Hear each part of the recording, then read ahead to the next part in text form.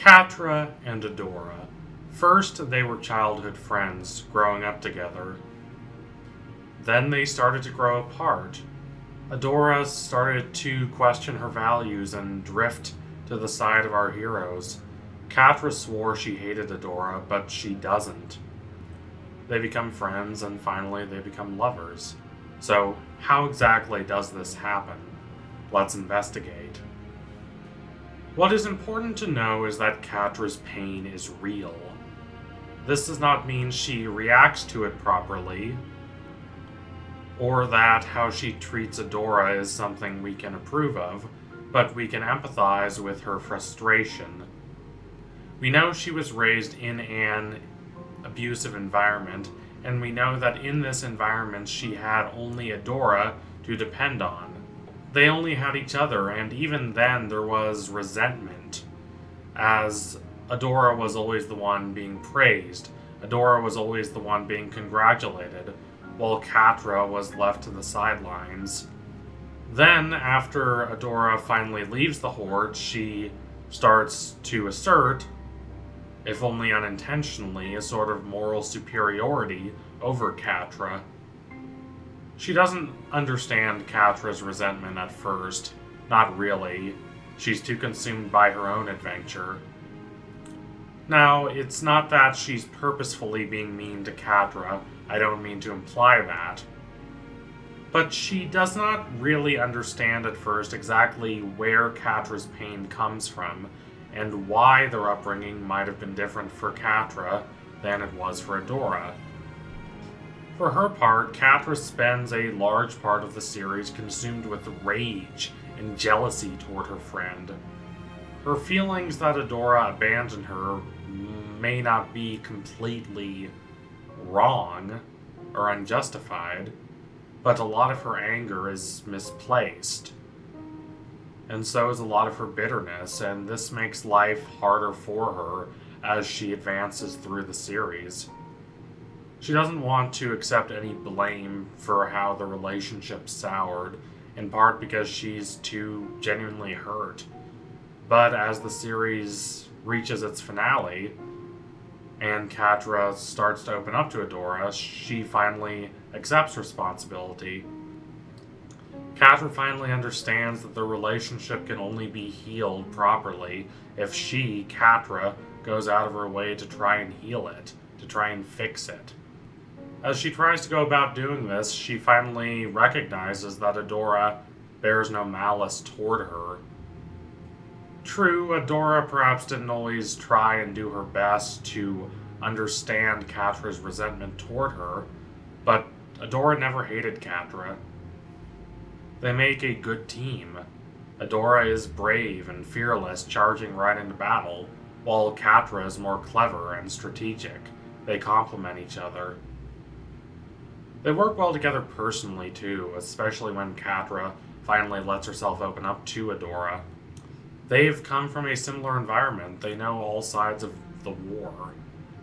When Catra has trouble processing her past, she can turn to Adora, who knows Catra like no one else will. This does not mean they have the exact same perspective on all their shared experiences, and it doesn't mean they never fight or have disagreements. But when Catra finally relents and allows herself to love Adora, she realizes how understanding Adora can really be. Catra's dislike toward Adora for most of She-Ra is in part a result of self-hatred. Catra knows deep down what she's done to Adora, and she knows that, were she in Adora's position, she perhaps would not be as forgiving. Now, that may be true, but Adora is that forgiving. She's willing to give Catra another chance, not necessarily because she trusts Catra absolutely after everything they've been through together, but because she loves Catra and because she wants a strong relationship with Catra when they're able to set aside their personal animuses. They understand each other, and when they're able to set aside their bitterness, Catra is able to transcend her past jealousy and realize the profound kind of connection that can exist between them. By the end of She-Ra, Catra is pushing herself toward making whatever sacrifices she must in order to reconcile with Adora. The relationship is the main core of the entire show, but especially of the 5th and final season. It's a major reason why that season works as well as it does. The villains are not particularly interesting. Even compared to the villains you see in a lot of other animated shows that have been compared to She-Ra, they're rather lacking. No, what makes the shows compelling is the bond between these friends, turned enemies, turned friends again, turned romantic interests. What does Catra fear? What does she fear most of all? Stretching back to her childhood, I'd say she fears loneliness. She fears rejection. She fears not having anyone. Because Catra does not want to be hurt, she becomes prideful, but it's that same sort of pride that closes her off from other people and stops her from making the kinds of connections she really desires. It's a tragic circumstance. Thankfully, She-Ra gives this tragedy a happy ending. Adora has always wanted a life with Catra in it. Now, for how long have these feelings been romantic as opposed to for how long they were just the feelings that exist between friends? We don't quite know.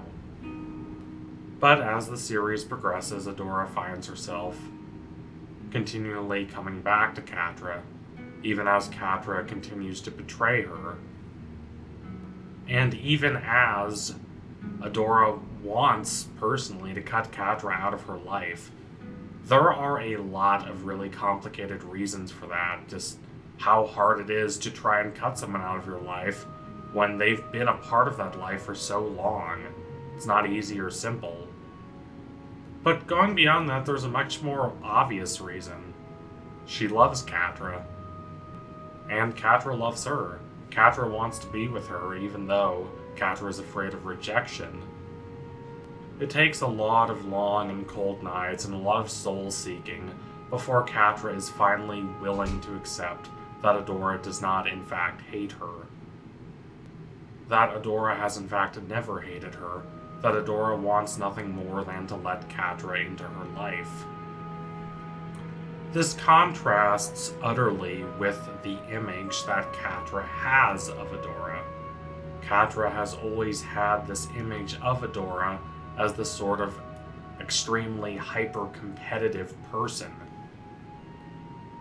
Catra's had this image of Adora as this, well, adored one, this person that everyone has always thought is better than Catra. And only when Catra is able to transcend that simplistic image and think about Adora on her own terms, is she able to finally open up to Adora.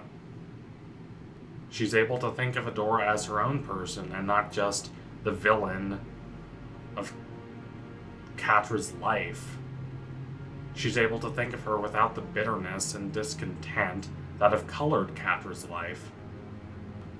She's able to think about why Adora keeps coming back to save her, why Adora keeps trying to lead her toward the light, even as Catra has continuously betrayed Adora.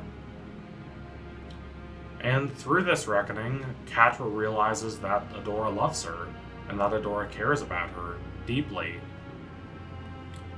Instead of reacting so negatively and bitterly toward Adora, she starts to relax a bit around Adora.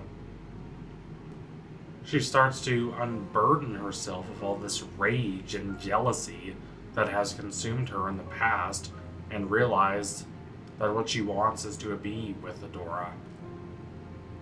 She wants to, in her heart of hearts, embrace that love, because it'll help her feel less lonely in this cold, isolating world. Whatever challenges she faces, Catra knows that Adora will be there for her, and that is a wonderful feeling.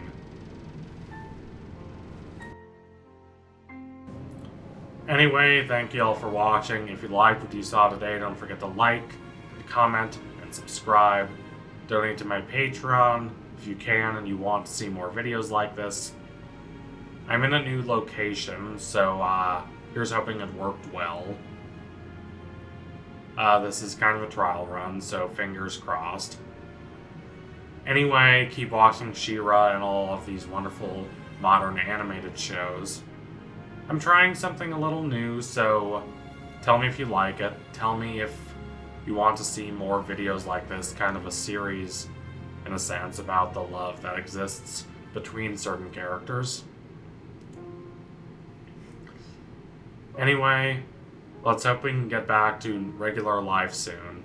He's been crazy last 10, 11 months. Anyway, tune in soon for my next analysis. It will be coming soon. I can promise you that. Thank you all again. Adios, comrades.